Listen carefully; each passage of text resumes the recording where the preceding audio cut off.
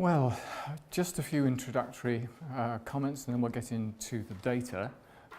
As you know, Leicester is favourably unusual, being only one of 3 dioceses that actually has set quite a deliberate target for its future about what proportion of fresh expressions of church might make up the total number of churches in the diocese.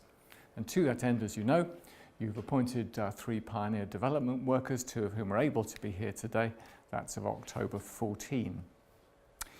Now, because of that background, all that we're learning today in this update puts everything in a sharper context because it's against some goals you've set yourselves. And you're also unusual in that you're the first diocese who said, would you come back and, as it were, survey us again to see what progress has been made since last time?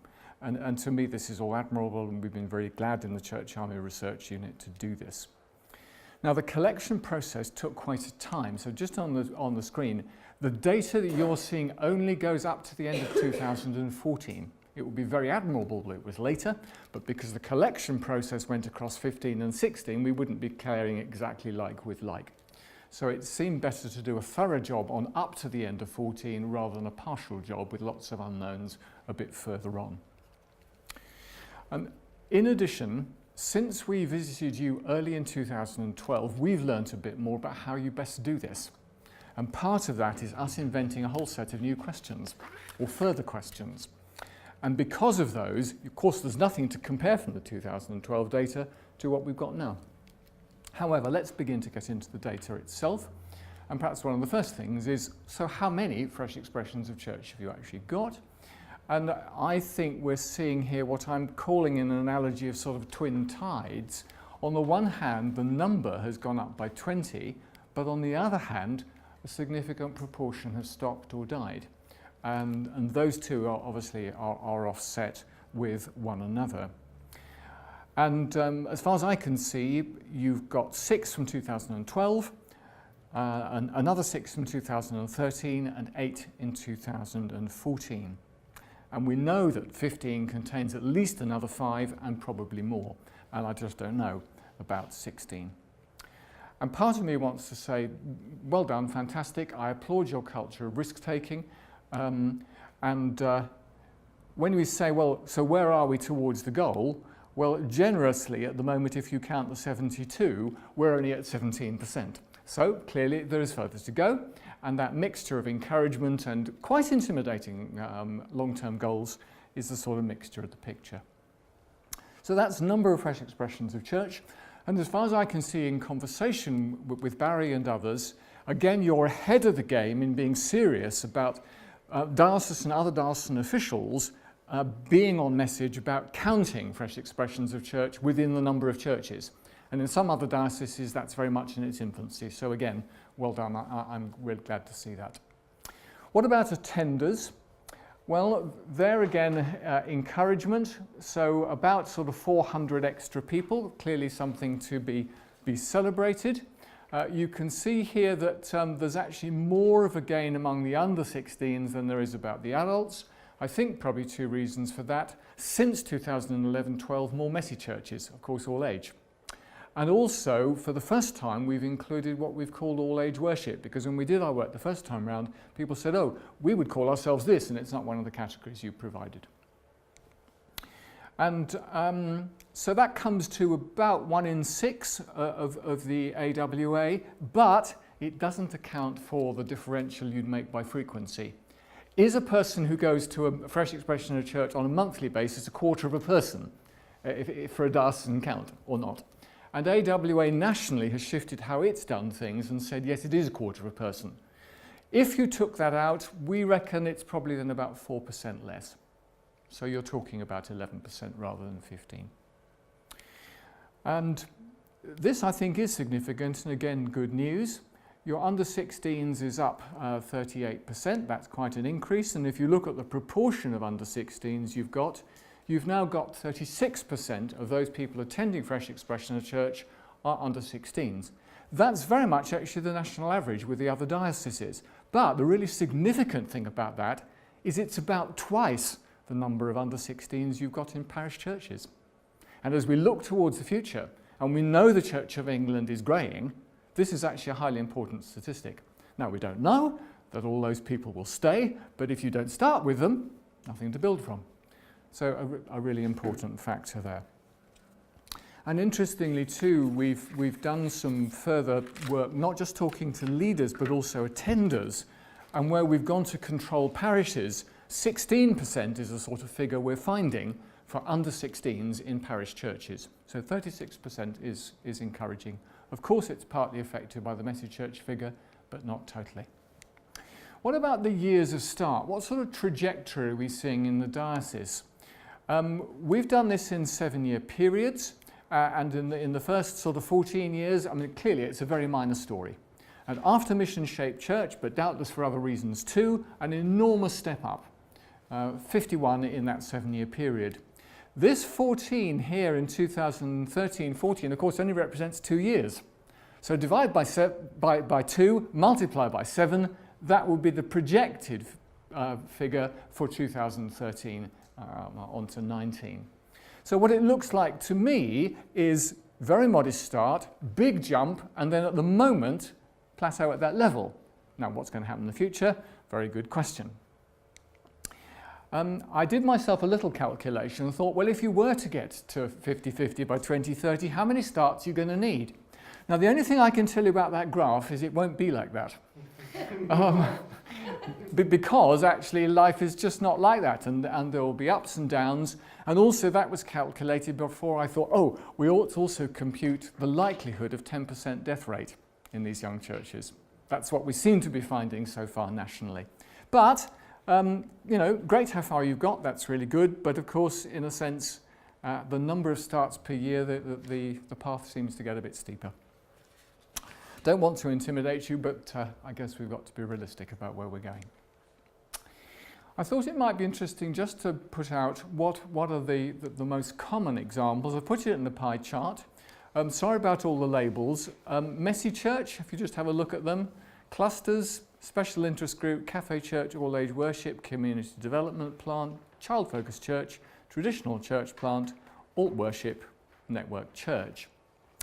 And there's then the 14 figures, and clearly there here's the data, more messy churches, and also for the first time the all age worship churches.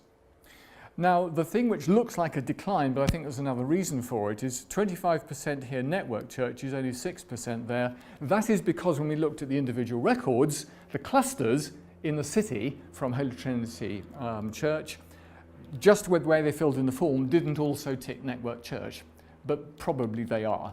So that would slightly change the figures, and we might, if it was helpful later, go back to that and perhaps recast it.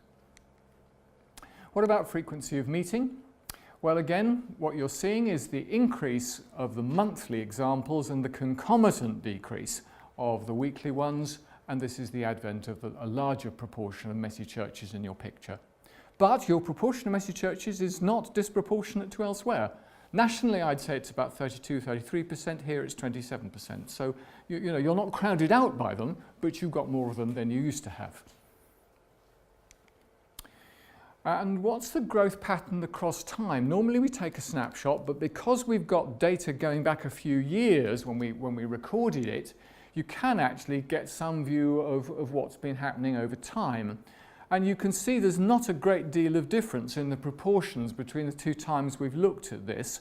And with these three kinds, which are three different sorts of plateau, again, they're not very different from one another.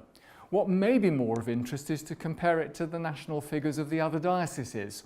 And then you can see Leicester is actually doing rather well with its fresh expressions of church that are continuing to grow. I think you've actually got less that are plateauing, but a little disturbingly, you seem to have more which have grown and are now shrinking. Don't know why that's the case, but it may just be a question worth asking. And inevitably, any sort of health check, you know, there are lots of tick boxes, and that's great, and this is great, and there may also be occasionally causes for concern. I suppose that could be one of them. Where have they happened? Well, there are a number of ways you can look at that, or in what sort of context as they've happened. Here's where they are by 11 different types of location, going from left city all the way through to right to deep rural. And just so you can see more clearly where the increases are, there are the figures at the bottom of the slide. Now, what I do not know is whether where they have most grown is where you most needed them. And only you can tell by looking at that. But again, clearly, fresh expressions of church can take root in any social context across your diocese, and that's got to be a good news story. And we've now asked further questions about the area. We've asked how typical are the people of the area? And your leaders said, well, we think in 74% of the cases, they were either totally or mainly typical, which presumably we want to say this is actually a good Anglican instinct. You engage with the people on your patch, that's what you do. We also asked the question about ethnicity. There's the data, there's nothing to compare it with yet, so it's the first time we asked the question here. And of course, Leicester extraordinarily diverse. Leicester City might be highly ethnically diverse, and rural Leicestershire, well, one ethnic group only. So we'll have to see how that one goes. Here's the map of what was true in 2012, and there's the key up in this top corner here. Let me just put up then the evolving one, and probably the easiest way to look at it is this way. Hope that's okay. When we looked here, there seemed to be some sort of physical gaps. No idea why. Were these sort of fresh expressions of church no-go areas? I mean, I've no idea. But quite clearly, you know, a number of things are beginning to fill those gaps. Now, why that's the case, I honestly don't know. I just pointed out to you. It appears too that this is a sort of fresh expressions of church death zone. And again, you know, this sort of southern bit here, that's where the majority of them have died. Whether that's purely looking at a map as a complete amateur and not knowing Leicestershire well, whether it means anything, I don't know. But you can pore over these maps and deduce from it far more, I'm sure, than I can. Again, what are they engaging with? They're engaging both with neighbourhood, but also network. And nationally, again, that's what we're finding. Now, your network figure, even though it's gone down a little bit, is still about 10% more than elsewhere. And I think that's probably, again, because of your clusters in the city that meet much wider than parishes. But the big lesson is both neighbourhood and network matter in the mission of the Church of England, and you are modelling that. What about the spiritual backgrounds of the attenders? These are the three categories we use: the Christians, the de-churched, who at some stage attended and have left, and the people who haven't got that church background. I have not shown you the 2011 figures because we changed our scoring system to try to get something more accurate. So it really wouldn't be meaningful. We do have them, but I just don't think they're sensible to show. Therefore, what I've said was, let's show you how you're comparing with other dioceses, and broadly, you are in the same place as the average. So, you know, fine for being average, but there's nothing here that says, wow, you're doing something really quite extraordinary that we've not seen elsewhere. Why did they start? I've grouped all the motives into three categories, and here they are then between that. So there's growth initiated from the centre, growth initiated locally. Spotting gaps where in the parish nobody particularly comes from, because new housing was built, or frankly the church was full up and you needed to do something. That's what that means. And then here are the two cultural reasons. Again, comparing where you are with other places around the country, you're scoring particularly high here and here. And this would be a classic sort of parish-based way of thinking about things, which again is absolutely fine. This, I think, is curious. I don't know why in Leicester this is low. Normally in other places that provision of additional diversities of whole styles and ways of being church is quite important. And for some reason it's a bit lower here than we've seen elsewhere. So those are a number of missional factors. Let's then go to some ecclesial ones, engaging with the word. We already know by looking at many fresh expressions of church that different kinds engage in different ways. So classic congregations more often will have a sermon and passages read in public. Things like Messy Church and other ones engaging with young children, much more storytelling and creative activity. Just different ways to engage with the word. I think the only thing I'd say which is surprising, because the kinds you've got is not very different from elsewhere, is this is really significantly low compared to elsewhere. It may be that you've got many less church plants, which classically church plants invest in these two ways of engaging with Scripture. Word and sacrament, good Anglican combination. What's happening then with communion? Here's the proportion that do engage.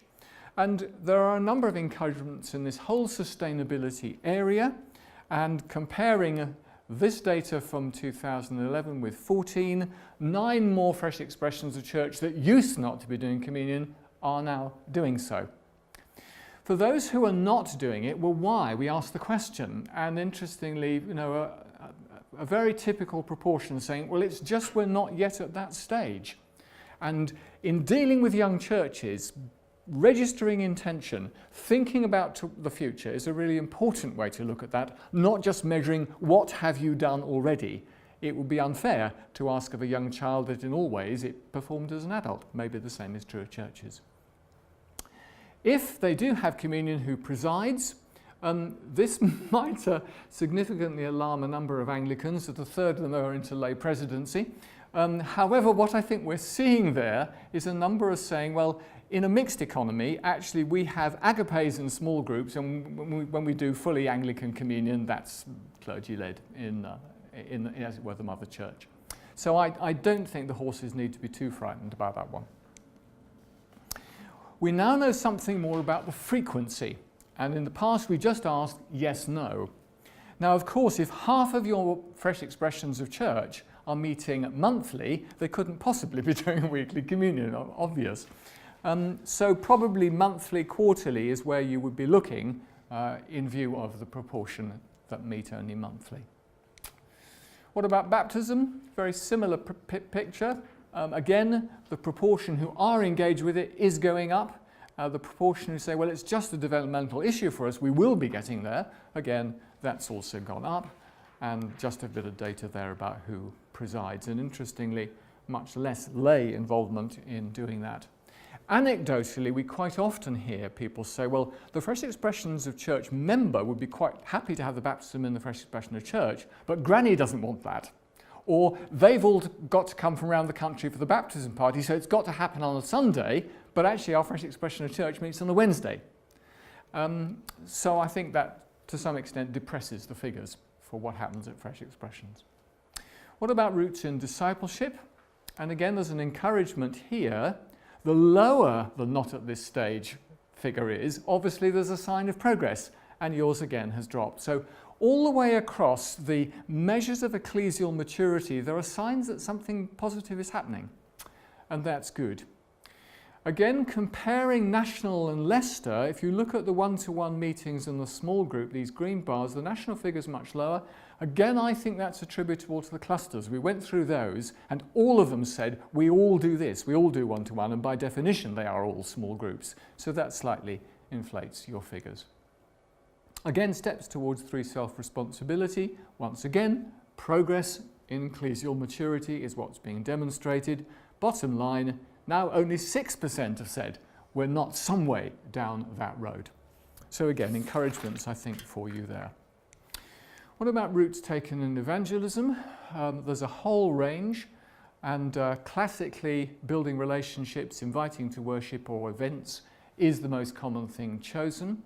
I think, again, the only thing I'd point out to you by comparison with the national figure, because we didn't have one in 2011-12, is this figure is really significantly lower than the national. And whether there are forms of inquirers' courses, different ones for different traditions, that might be suggested to some of the fresh expressions of church could, I think, perhaps be a way forward that's not yet being adopted. So lots of good things, but we do need to face the reality there's been some mortality. There is the data. By that year, 4 of them, about 6%, and in this period, for some reason, it's tripled. So we needed to ask why, and our form asked for a few outline reasons. Here comes the data.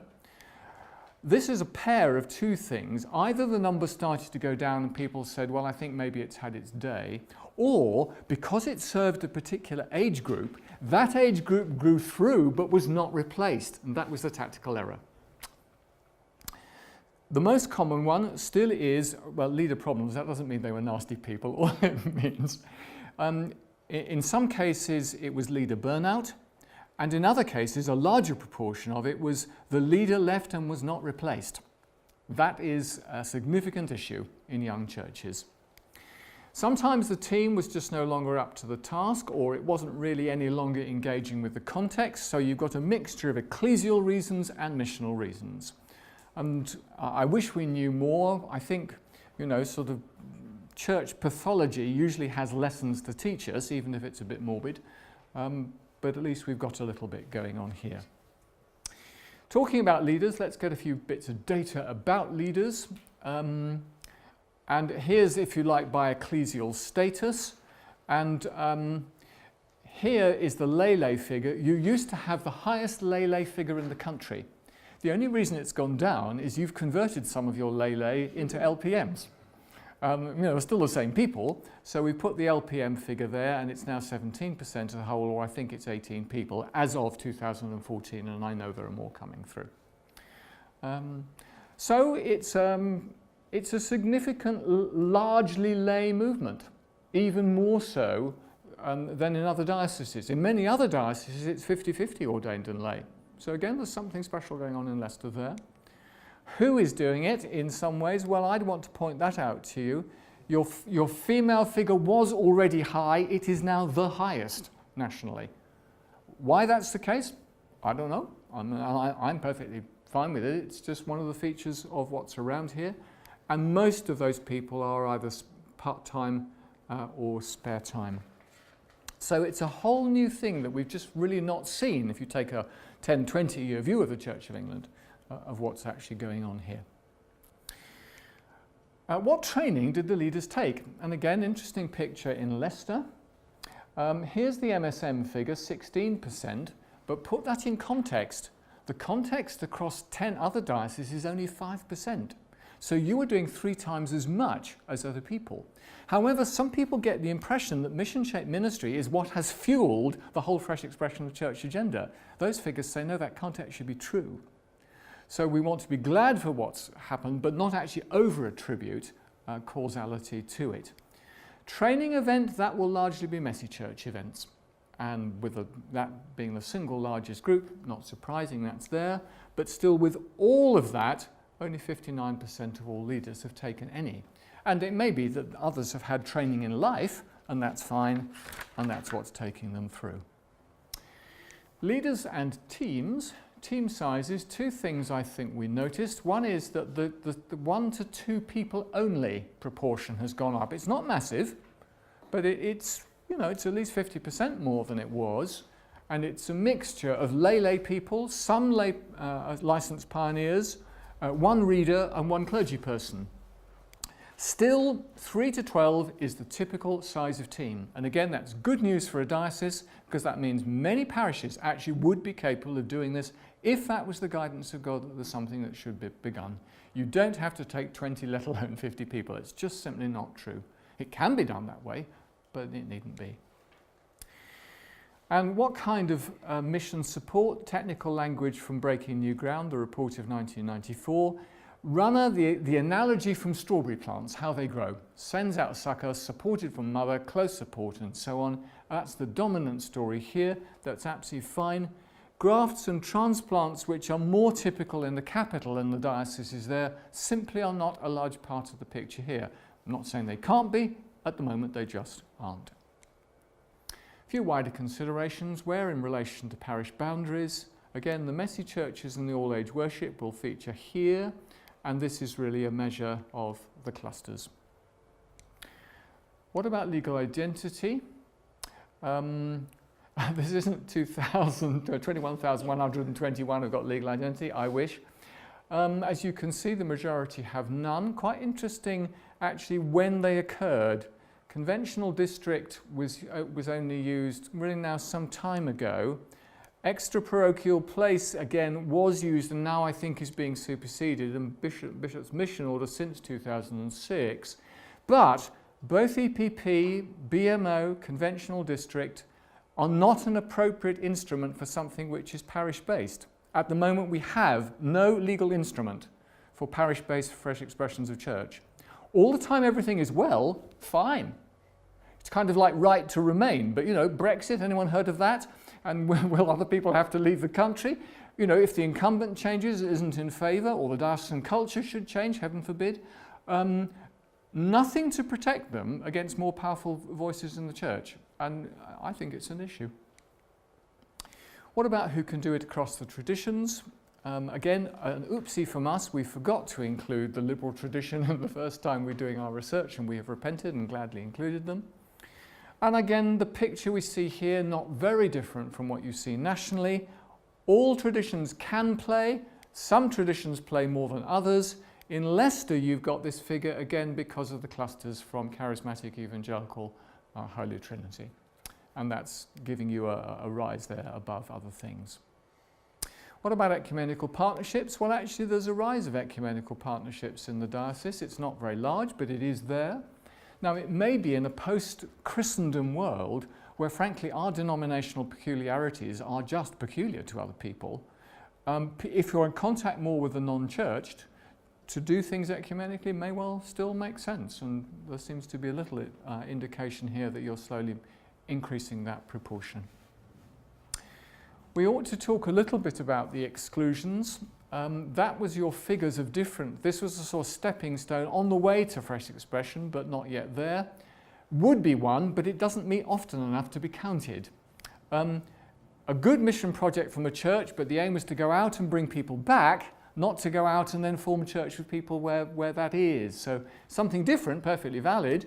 Event for Christians, well, Christians need to be loved too, and if they can be helped along the way, that's a good thing to do. Rebadged event, oh dear, I'm sorry, we're still playing cheating games, that's not so good.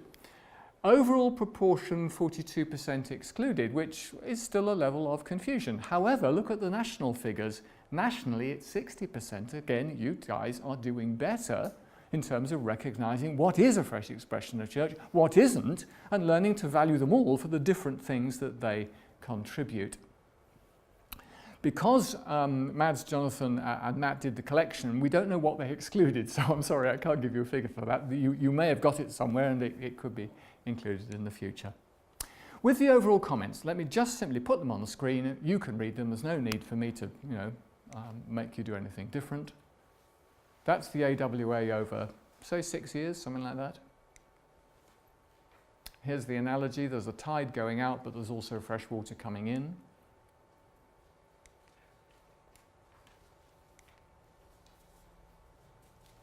Again, the twin tide, the twin flows feeling. This is the one, of course, that sits with me a great deal. And there's a very interesting thing here that you've chosen this bold target, and yet the thing that is absolutely central to it that will make it happen, you are utterly powerless to do anything about, which is God giving people a vocation to do it. But then that's true of all vocations. And that mixture of boldness and dependence, I think, is the route you'll find you're walking for the next 15 years. That's how it is. And therefore, it will take a whole diocesan culture. What you can do, if you like, is you can erect a diocesan greenhouse in which it is more likely that such plants will germinate and thrive. But actually, it's the 1 Corinthians 3 thing. God gave the growth. That's how it is. Something about leadership there. And some things about the maturity. That's really good. So I think there are many things there to encourage you. I think my postscript to you is, what especially encourages me is not only have you set a bold goal and humbly are seeking to pursue it, so there's a sense of adventure, but you're trying to couple that with realism about reflecting the results. And sometimes you get the first without the second, and you just end up with false optimism. Sometimes there is no hope, but everyone's measuring decline. That's not a great future. So I think it's a very potent combination. And in that sense, you're setting a precedent for the rest of the Church of England. Thank you for doing that.